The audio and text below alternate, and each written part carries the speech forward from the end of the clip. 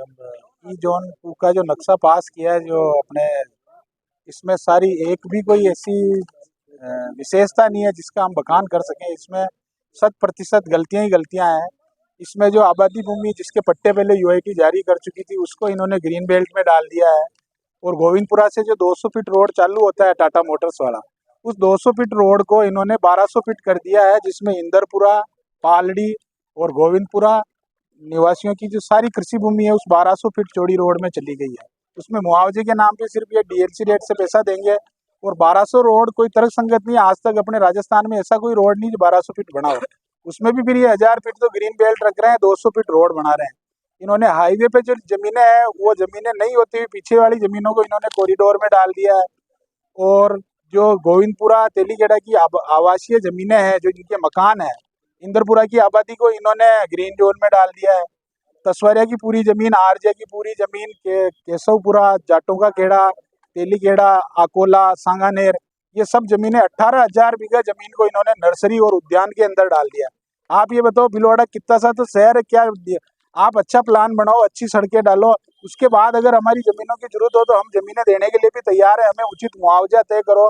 लेकिन ये सिर्फ अपनी मनमानी से कुछ 2-4 भूमाफियाओं के पीछे लग के, ये ब्यूरोक्रेसी है जो यूआईटी सचिव, ये सब मतलब ये सब मिलके एक ऐसा यूआईटी की पेरापेरी नहीं, यूआईटी की हेराफेरी कर रहे हैं। अब आप ये समझो अगर 6 गांव की पूरी जमीनें चली जाएगी तो वो 7 जो 6 गांव वाले वो कहाँ जाएंगे। आज हमें जमीनों के उचित दाम मिलते हैं, कल को वो 10% रेटों में यही लोग आके खरीदेंगे और खरीदने के बाद वापस लैंड ड्यूज चेंज करेंगे। 10 साल तक हम अटके हुए रहेंगे। हमारी जमीनें अगर आज जो हमें 2 पैसा मिलता है वो उसका 10 पैसा मिलेगा, हमें 1 रुपए की चीज 10 पैसे की हो जाएगी।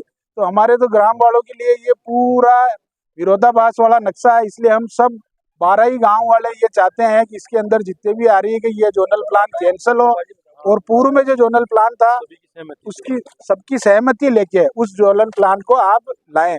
बहुउद्देशीय योजना खा गए है। आज 13 साल से जो योजना अटकी हुई पड़ी है, 3 सरकारें आके चली गई। आज हमारे उधर अगर कलेक्ट्रेट आता, सब सरकारी ऑफिस आते हैं, तो आज हमारे लिए वो सबसे अच्छा, और शहर को भी सब सुविधाएं एक जगह मिलती है। लेकिन उस बहुउद्देशीय प्लानिंग को भी इन्होंने निरस्त कर दिया। ये आबादी की जमीनों में इंडस्ट्री ला रहे हैं, तो ये चारों तरफ से ये बिल्कुल नकारात्मक प्लान है और इसका हम पुरजोर तरीके से विरोध करते हैं। आज हमने प्रधानमंत्री महोदय के नाम और मुख्यमंत्री महोदय के नाम और कलेक्टर महोदय के नाम, तीनों के नाम ज्ञापन दिए।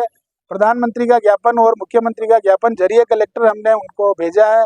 कलेक्टर साहब तो मिले नहीं, एडीएम प्रशासन को हम ज्ञापन देके आए हैं।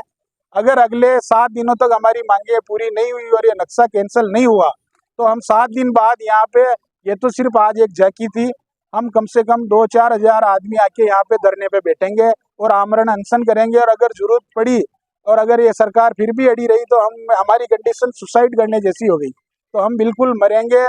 और मरेंगे, जब मरने की नौबत आ गई तो प्रशासन को भी हम पूरी तरीके से निस्ते नाबूद कर देंगे। बस। देवेंद्र सिंह, पूर्व सरपंच, पालड़ी।